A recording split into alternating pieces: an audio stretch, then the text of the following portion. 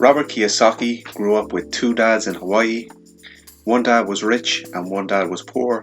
One dad went to the best college and got straight A's, while one dad dropped out of school at 13. One dad would struggle with money all his life, while the other dad would build generational wealth and become one of the richest men in Hawaii. Growing up with these two dads gave Robert a unique perspective into the minds of both men, and he found the key difference to be in their definition of an asset. The definition of an asset that allowed Rich Dad to create generational wealth is that an asset puts money into our pocket and a liability takes money out of our pocket.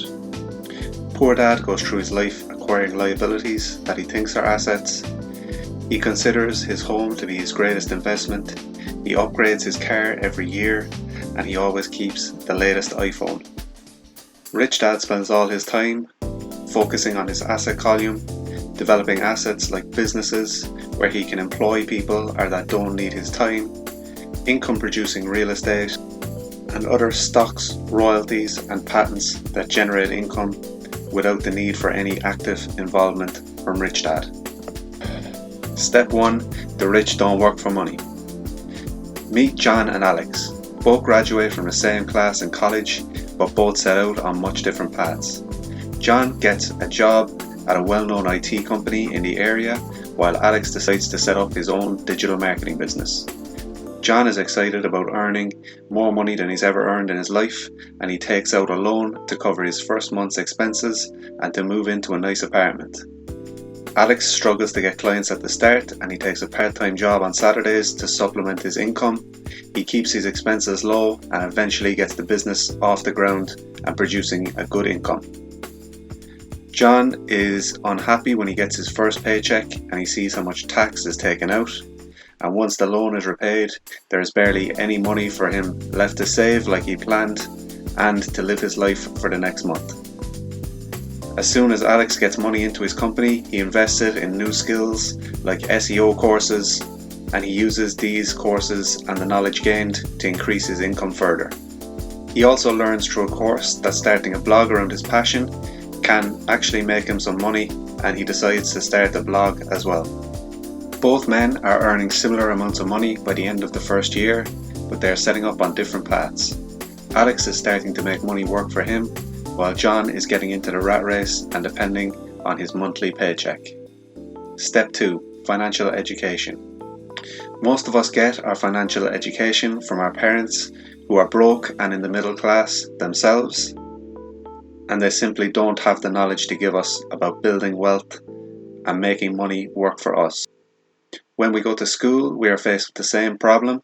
Our teachers are employees themselves, and because society has a greater need for employees than employers, that is the way the system is set up, to generate employees that work for money, don't question the system, and who don't think about becoming employers themselves and building wealth.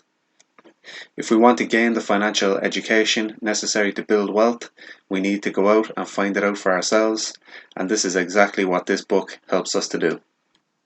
Step 3. Taxes and the power of the corporation. Taxes didn't always exist in America.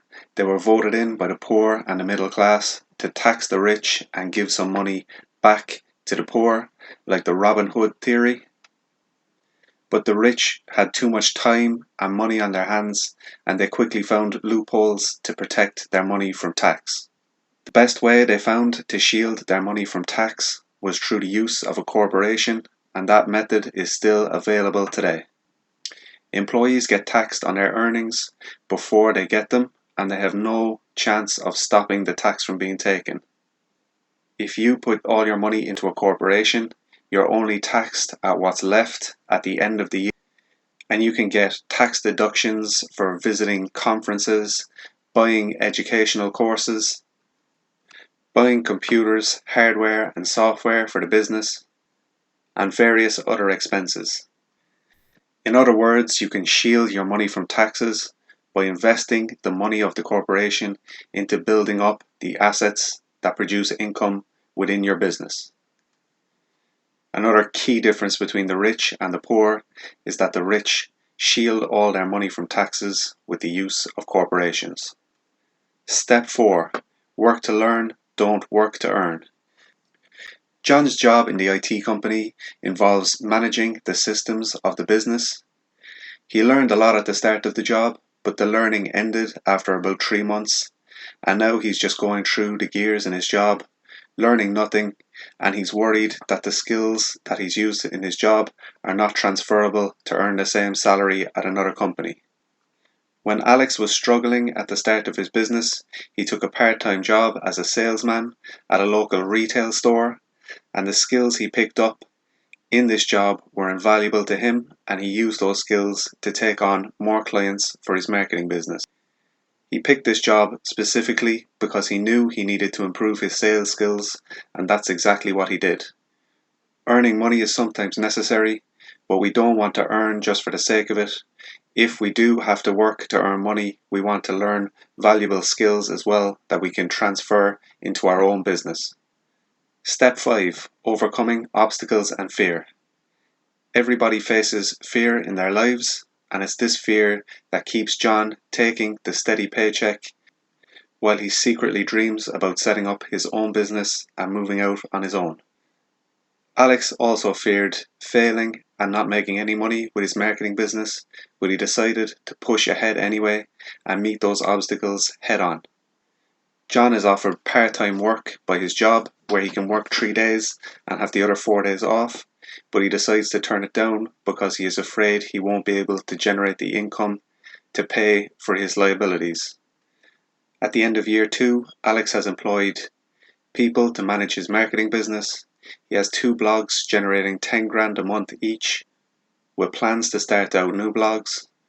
He has an e-commerce store, a rental property, and he's just started a YouTube channel around investing in real estate.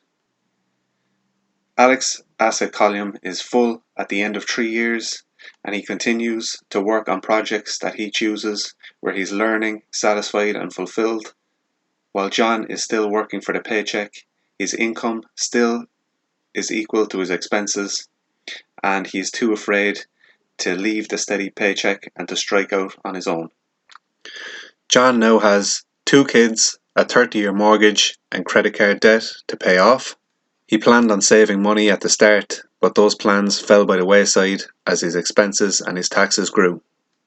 He got a 10k raise in his job, but he used that money to upgrade his car, and he also moved into the next tax bracket, paying 50% of his money in taxes. Because of his responsibilities and obligations, it's much harder for him to start out on the path to building wealth, while Alex took the right decision while he had no responsibilities, faced his fear, and started building his asset column early, which has paid off tenfold for him now, as his income far exceeds John. He doesn't have to work for his money. This proves that the best time to start was yesterday, and the second best time to start was today.